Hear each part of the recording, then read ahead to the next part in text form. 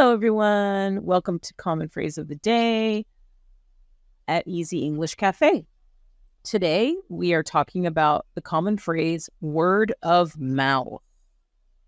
This phrase was in an explanation from my other video, Snowball Effect, word of mouth. Word of mouth is often trusted because it comes from people sharing their real experiences. It's commonly used in discussions about businesses, events, or products gaining popularity without formal advertising. So here are some sentences with word of mouth that you could use in everyday conversation. Let's go. The new restaurant became popular because of word of mouth. Everyone kept talking about how good the food was.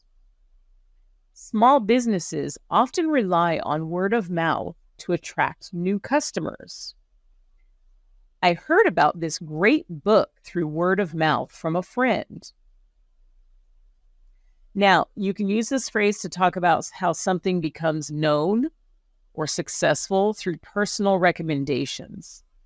It's commonly used in casual conversations about trends, businesses, or events, even movies.